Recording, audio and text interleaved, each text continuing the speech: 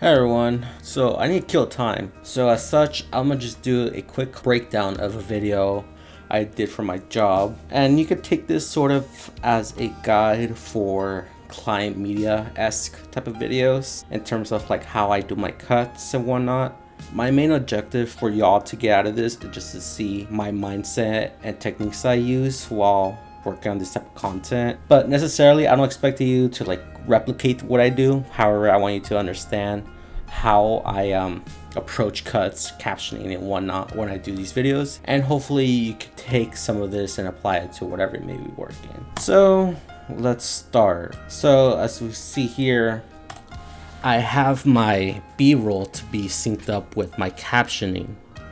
So for example, we can see in this little sequence right here. The Big Bang, we're really excited to have another great year of contestants participating. What we're doing here with this contest is giving students an opportunity to understand how to think about a problem that's out in the world that's not their own, but belongs to a lot of people.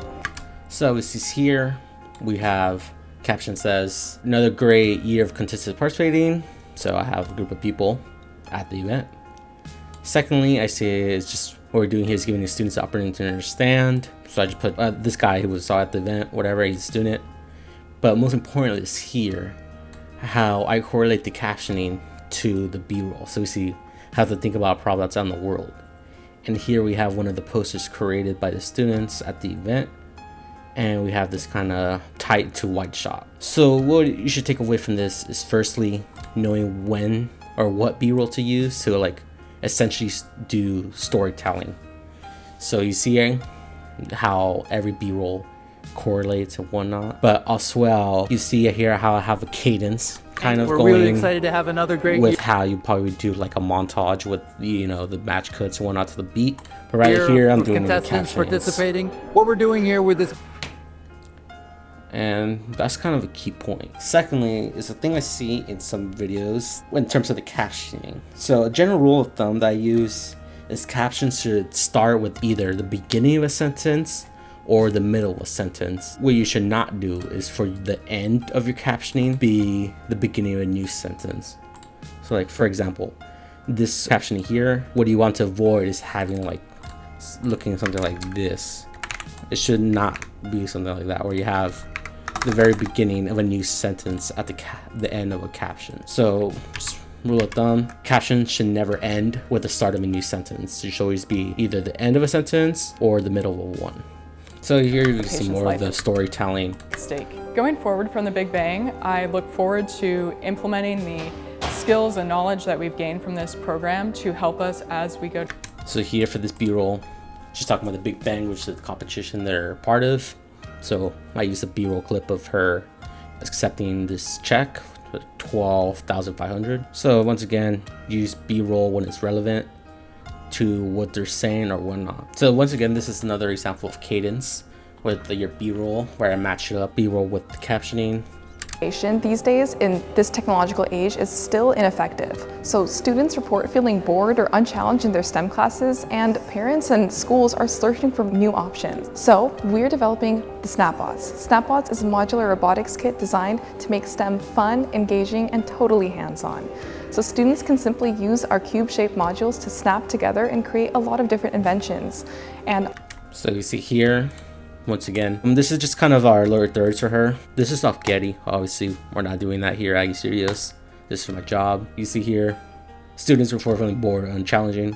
So I've put a kids just banging their head or whatever. And here, I grabbed a screenshot of their website, and all I did is just do a simple keyframe of the scale. So here it goes to 100 to 120.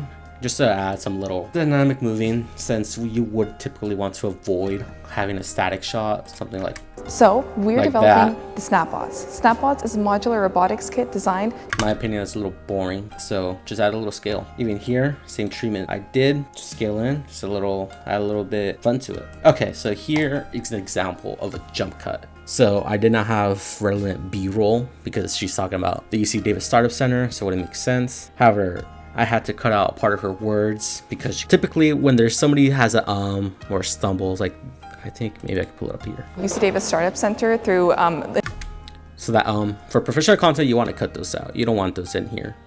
You want to avoid having any ums, any long pauses. You always want to cut this out. And as you might expect, what you've seen so far, you usually cover those cuts out like here. You can see on the timeline, another cut right there.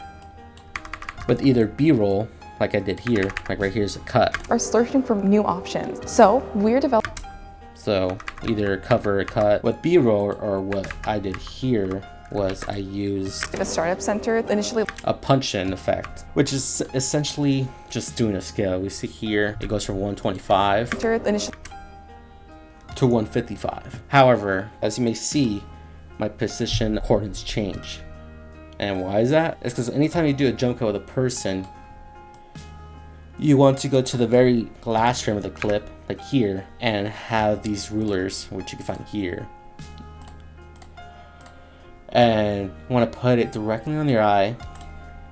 And when you punch in, so for example, I'll do it here for you. You want to put your scale, and next you just line up the position with the little cross you made, just like that. Because as we may play it back right here.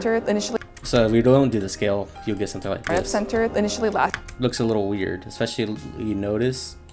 You can see right here, it kind of like changes the exposure. So rather, it's much better to just punch it in like so. Last year through Plasma, and since then I've kind of grown the company and to a point where I wanted to enter the Big Bang competition to get more experience. So right here I just did the opposite thing where I just go from a punch in to punch out. So you could do it either way. You can start wide, tight, and then tight to wide. Experience with professional pitching, and as well as the offerings that Big Bang has, including the mentor list and getting more experience and putting my...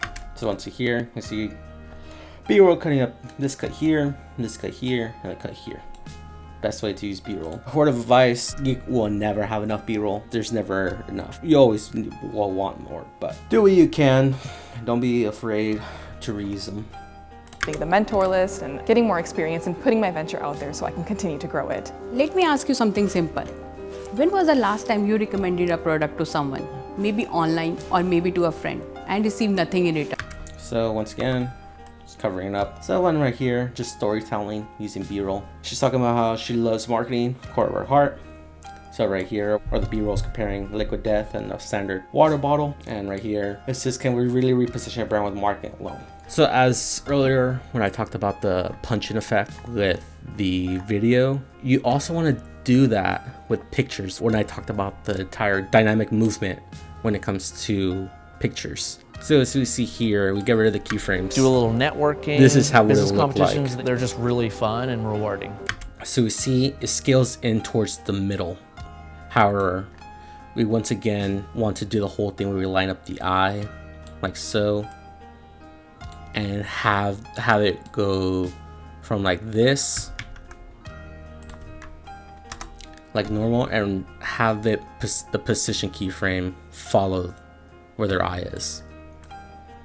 Do a little networking. So it looks like this, scales in on their eye instead of going to the center of the frame.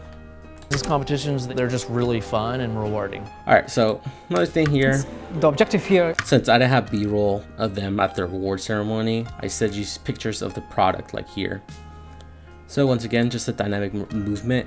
As you can see here, we have multiple subjects, so it doesn't really matter that we track their eyes. I just did a standard. the objective here Push in. is to deliver high dose of fiber. However, and TEF has as a you lot of see benefits. there, push in, then push back out. Just to create some visual flair. Is to deliver high dose of fiber, and TEF has a lot of benefits. Here, well, So for me, with this guy in particular, he has a lot of fluff in his words. For example, if we can see how many cuts I have here, it looks like a barcode. So let me play that for you in real time, how that sounds like. In addition to maybe some of the hard that are in the industry, or to bring others on board that can complement my skill set. And so it's been important to get feedback from them, because I come from an operations background. So that's what it sounds like originally. And with cutting it right, the right technique. Those that are in like the this. industry, or to bring others on board that complement my skill set. And so it's been important to get feedback from them.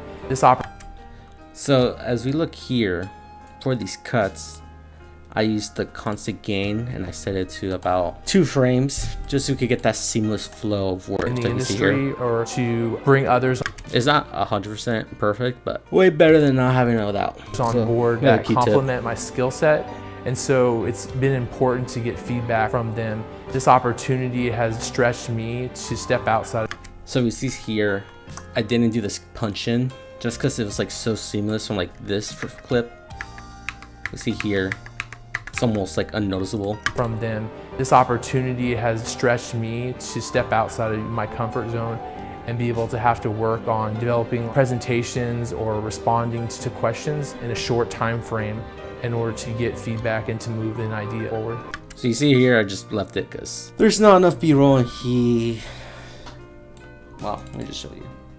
In a short time frame in order to get feedback and to move an idea forward. Yeah, so when you have things like that, I pray you don't. But in order to get feedback and to move an idea forward. We took home you gotta do what you gotta do.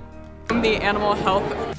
So once here again, so cool little thing you could do, since this picture was taken vertically and I had to fit it in the frame, you could just duplicate the picture like we have here. So we just make sure it fills the frame, pop a blur on it, and they get this kind of just to fill the frame up. And once again, I just punched in, or I had the punch in to follow her eyes. We took home the Animal Health and Industry Award tonight at the Big Bang, and so we are so grateful for the opportunity to have participated.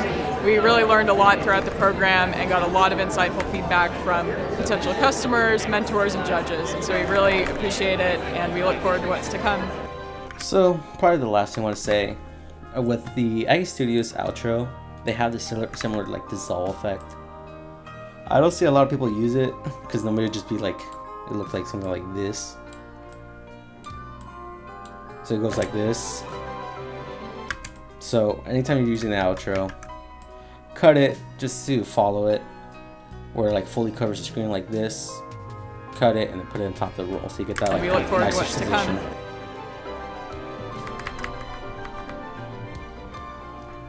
And yeah, that's basically what I want to cover, or what you should do for these like professional type of videos we may end up having to do for next year. Yeah, I hope you learn, you took away something. If you have any questions, text me, Slack me, DM me, whatever, and I'll get back to you.